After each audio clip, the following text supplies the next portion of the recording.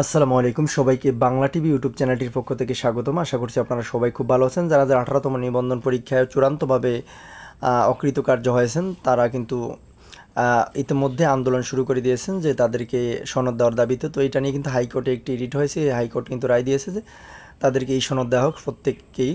তো দেখেন আজকে কিন্তু সেটা নিয়ে একটি খবর প্রকাশিত হয়েছে, অনেক গুরুত্বপূর্ণ। নাটনে সম্পূর্ণ দেখলে ক্লিয়ারভাবে বুঝতে পারবেন যে এনটিআরসি অভিমুখে নিবন্ধনে ফেল করা প্রার্থীদের পদযাত্রা, এই শিরোনামে দৈনিক শিক্ষা প্রকাশিত হয়েছে। দেখেন 7 জুলাই 2025 রিসেন্ট যে খবরটা সেটি এখন আপনাদের মাঝে শেয়ার করবো। ধৈর্য সহকারে ভিডিওটি দেখবেন। চ্যানেলে নতুন হয়ে থাকলে চ্যানেলটি সাবস্ক্রাইব করে দিয়ে আমাদের সাথে যুক্ত থাকতে পারেন।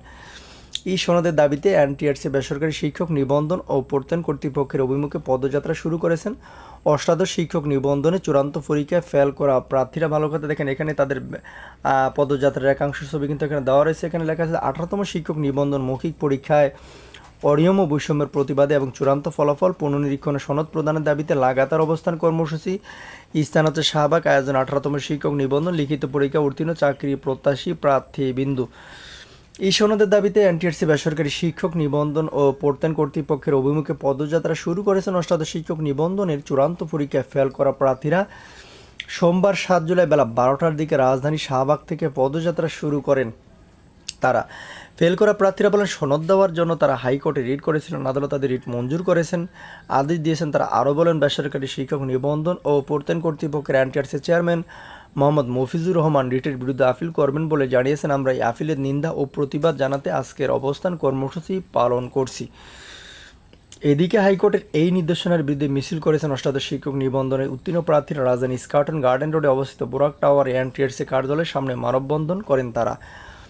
উত্তীর্ণ প্রার্থীরা বলেন শিক্ষকতার মতো মহান পেশায় যদি অকৃতকার্যরা স্থান পায় তবে দেশের শিক্ষা ব্যবস্থা প্রশ্নবিদ্ধ হবে। তাই যারা যোগ্যতার ভিত্তিতে 18তম শিক্ষক নিবন্ধন পরীক্ষা উত্তীর্ণ হয়েছেন তাদের সবার নিয়োগ কার্যক্রম দ্রুত সম্পূর্ণ করে দেশের শিক্ষক সংকট দূর করা হোক।